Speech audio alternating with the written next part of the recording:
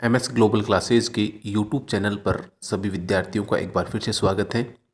दोस्तों, आज हम अध्याय नंबर 2 के कुछ महत्वपूर्ण क्वेश्चंस लेके आए हैं। चलिए वीडियो की शुरुआत करते हैं। आज का पहला सवाल, मांसाहारी जंतुओं में कौन से दांत सर्वाधिक विकसित होते हैं? तो इसका उत्तर होगा रदनक यानी कैनाइन। यहाँ आपको एक बात बता दें कि जीवों में 4 तरह के दांत पाए जाते हैं। पहला कृंतक, जिसको इंग्लिश में इंसाइजर कहते हैं। दूसरा रदनक, जिसका अंग्रेजी नाम केनाइन है। तीसरा अग्रचवर्णक, जिसे प्रीमोलर भी कहते हैं। और चौथा चवर्णक यानी मोलर। तो यहाँ अपना प्रश्न था, मांसाहारी जंतुओं में कौन से दांत सर्वाधिक विकसित होते हैं? तो ये जो 2 नंबर का है रदनक, ये इसका आंसर हो जाएगा, यानी रदनक या केनाइन। अगला सवाल, मानव में नरजनन हार्मोन का नाम बताइए। यानी मानव में वो कौन सा हार्मोन बनता है जो नरजनन के लिए आवश्यक होता है? तो इसका उत्तर होगा टेस्टोस्टेरोन। यहाँ आपको एक बात बता दें कि टेस्टोस्टेरोन हार्मोन जो है वो नर में वर्षण द्वारा स्रावित होता है। यानी वर्षण, जिसको अंग्रेजी में टेस्टिस कहते हैं, उनसे ये हार्मोन बनता है। अगला सवाल, मानव में मादा जनन हार्मोन का नाम बताइए। तो जिस तरह नर में नरजनन हार्मोन था, वैसे ही मादा में मादा जनन हार्मोन का नाम बताना है। तो यहाँ आपको बात बता दें कि मादा जनन हार्मोन जो है वो 2 होते हैं, एक एस्ट्रोजन व दूसरा प्रोजेस्टेरोन। और एस्ट्रोजन व प्रोजेस्टेरोन हार्मोन जो है वो मादा में अंडाशय द्वारा स्रावित होता है। अंडाशय को अंग्रेजी में ओवेरी कहते हैं। तो अंडाशय द्वारा बनने वाले 2 हार्मोन हैं एस्ट्रोजन व प्रोजेस्टेरोन। अगला सवाल, एपिग्लोटिस का मुख्य कार्य बताइए। यहाँ आपको एक बात बता दें कि एपिग्लोटिस जो है वो हमारे गले में पाई जाती है और इसका मुख्य कार्य ये होता है कि भोजन को श्वास नली में जाने से रोकना। यानी गले में 2 नलियाँ आकर मिलती है, एक श्वास नली और एक खाने की नली। जब हम मुंह से खाना खाते हैं तो वो खाना श्वास नली में न चला जाए, इसको रोकने के लिए एपिग्लोटिस जो है वो एक ढक्कन का कार्य करती है। तो इस प्रकार एपिग्लोटिस का कार्य हो गया भोजन को श्वास नली में जाने से रोकना। अगला सवाल, साधारणतः लाल रुधिर कणिकाओं, जिसको हम आरबीसी भी कहते हैं, तो लाल रुधिर कणिकाओं का निर्माण कहाँ होता है? या यूँ कहें कि आरबीसी का निर्माण कहाँ होता है? तो इसका उत्तर होगा प्लीहा में। अगला सवाल, पचित भोजन का सर्वाधिक अवशोषण कहाँ होता है? यानी हम जो खाना खाते हैं वो पाचन होने के बाद उसमें से न्यूट्रिएंट्स, पोषक तत्वों का अवशोषण कहाँ पर होता है? तो इसका उत्तर होगा छोटी आंत में, यानी स्मॉल इंटेस्टाइन में। अगला सवाल, शरीर में पाई जाने वाली सबसे बड़ी ग्रंथि का नाम बताइए। यानी मानव शरीर की सबसे बड़ी ग्रंथि कौन सी है? तो इसका उत्तर होगा यकृत, जिसको हम अंग्रेजी में लीवर भी कहते हैं। यकृत यानी लीवर। यहाँ आपको एक बात बता दें कि लीवर जो है वो आमाशय के पास पाई जाती है, जो पाचन तंत्र की क्रिया में महत्वपूर्ण योगदान निभाती है। यह हमारे शरीर की सबसे बड़ी ग्रंथि होती है। अगला सवाल, लार में पाए जाने वाले एंजाइम का नाम बताइए। लार जो हमारे मुंह में बनती है, जिसको हम साधारण भाषा में थूक भी बोलते हैं, तो इस लार के अंदर कौन सा एंजाइम पाया जाता है वो यहाँ आपको बताना है। तो इसका उत्तर होगा टाइलिन एंजाइम, और आप टाइलिन को एमाइलेज भी बोल सकते हैं। तो आपका आंसर टाइलिन एंजाइम हो या एमाइलेज एंजाइम हो, एक ही बात है। और यहाँ आपको एक बात बता दें कि ये जो टाइलिन एंजाइम होता है ये स्टार्च का पाचन करता है। तो यहाँ से प्रश्न ऐसे भी आ सकता है कि टाइलिन एंजाइम का कार्य बताइए, तो इसका कार्य होता है स्टार्च का पाचन करना। स्टार्च को हम कार्बोहाइड्रेट भी कह सकते हैं, यानी स्टार्च का पाचन बोल दो या कार्बोहाइड्रेट का पाचन बोल दो, एक ही बात है। अगला सवाल, आमाशय में पाए जाने वाले एंजाइम का नाम बताइए। तो आमाशय में पाए जाने वाले एंजाइम्स के नाम हैं पेप्सिन व रेनिन। पेप्सिन एंजाइम व रेनिन एंजाइम। यहाँ आपको एक बात बता दें कि पेप्सिन एंजाइम जो है वो प्रोटीन का पाचन करता है। यानी हमारे आमाशय में प्रोटीन को पचाने का काम कौन करता है? पेप्सिन। और रेनिन एंजाइम जो है वो केसीन का पाचन करता है। ये केसीन को पैराकेसीन में बदल देता है।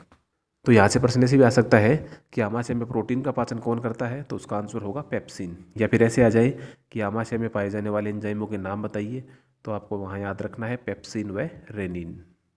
अगला सवाल, मनुष्य मूत्र के रूप में मुख्यतः किसका उत्सर्जन करता है, यानी मनुष्य का जो मूत्र होता है उसमें सर्वाधिक मात्रा किसकी पाई जाती है, तो इसका उत्तर होगा यूरिया का। यानी मनुष्य के मूत्र में सर्वाधिक मात्रा में यूरिया का उत्सर्जन होता है। और आपको यहाँ एक बात और बता दें कि ये जो यूरिया है ये शरीर से निष्कासन करने के बाद में जल से क्रिया कर लेती है और जल से क्रिया करके ये अमोनिया बना लेती है। इसलिए जो अपने टॉयलेट वगैरह होते हैं उनके अंदर जो स्मेल आती है, बदबू आती है, वो अमोनिया की ही आती है, क्योंकि जो यूरिया का उत्सर्जन होता है वो बाद में अमोनिया में बदल जाता है और अमोनिया के अंदर से बदबू आती है। तो यहाँ अपना प्रश्न था कि मनुष्य मूत्र के रूप में किसका उत्सर्जन करता है, तो इसका उत्तर होगा यूरिया का। अगला सवाल, मादा में प्लेसेंटा का रोपण कहाँ होता है। ये प्लेसेंटा क्या होता है इसके बारे में हम अध्याय नंबर 4 में डिटेल से पढ़ चुके हैं, समझ चुके हैं।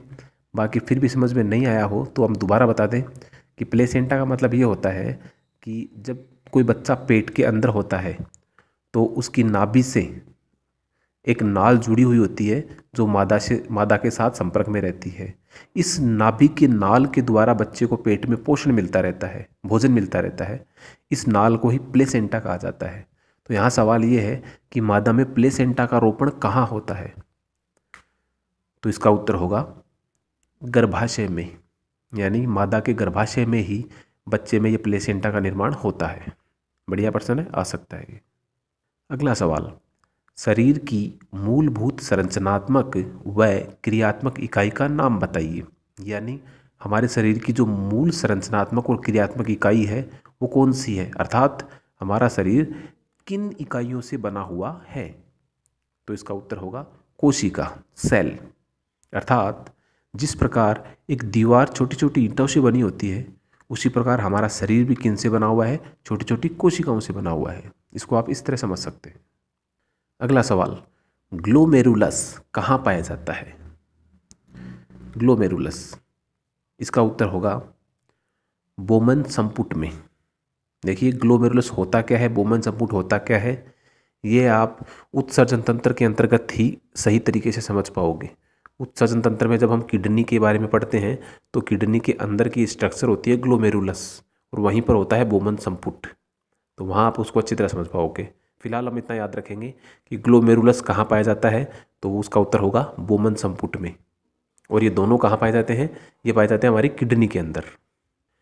अगला सवाल, छोटी आंत में पाई जाने वाली उस कोशिका का नाम बताइए जो अवशोषण का कार्य करती है।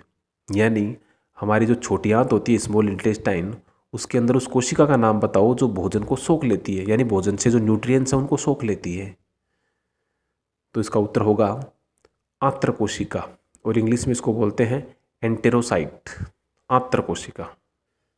अगला सवाल, आहारनाल के किस भाग द्वारा जल व खनिज लवणों का अवशोषण होता है। यानी हमारी जो आहारनाल है मुंह से लेकर गुदा तक की, उस आहारनाल का वो कौन सा भाग है जो जल व खनिज लवणों का अवशोषण करता है, तो इसका उत्तर होगा बड़ी आंत। बढ़िया प्रश्न है, आ सकता है कि जल व खनिज लवणों का अवशोषण कहाँ होता है, तो इसका उत्तर होगा बड़ी आंत में। अगला सवाल, शरीर में शर्करा के स्तर को नियंत्रित करने वाले हार्मोनों का नाम बताइए। यानी हमारे शरीर में शर्करा का मतलब आप समझ सकते हो ग्लूकोज से, तो ग्लूकोज के स्तर को नियंत्रित कौन रखता है, यानी खून में ग्लूकोज की मात्रा ज़्यादा भी ना हो और कम भी ना हो, इसको नियंत्रित कौन करता है, तो इसका उत्तर होगा इंसुलिन व ग्लूकागोन हार्मोन। तो दोस्तों ये थे अध्याय नंबर 2 के कुछ महत्वपूर्ण क्वेश्चंस, और ये केवल पहला भाग था। इसका अगला भाग शीघ्र ही आपको उपलब्ध करवा दिया जाएगा, क्योंकि ये अध्याय काफ़ी बड़ा अध्याय है, इसलिए इसको हमने 2 भागों में लेकर आ रहे हैं। तो पहला भाग आपने देख लिया, अगला भाग जो है वो जल्दी ही आपको उपलब्ध करवा दिया जाएगा। और दोस्तों जैसा कि हमने प्रत्येक अध्याय के लिए टेस्ट प्रक्रिया भी शुरू कर रखी है, तो जैसे ही अध्याय नंबर 2 का दूसरा भाग उपलब्ध करवा दिया जाएगा, दूसरे भाग की डिस्क्रिप्शन में आपको इस अध्याय का ऑनलाइन टेस्ट भी उपलब्ध करवा दिया जाएगा। यानी अध्याय 2 के डिस्क्रिप्शन में आप देख लेना, वहाँ आपको लिंक मिल जाएगी। उस लिंक पर क्लिक करके आप इन अध्याय का टेस्ट भी दे सकते हो। तो दोस्तों, वीडियो कैसी लगी हमें कमेंट करके ज़रूर बताएं और इस वीडियो को अपने दोस्तों के साथ भी शेयर कीजिए ताकि वो भी अपनी पढ़ाई को जारी रख सकें। धन्यवाद।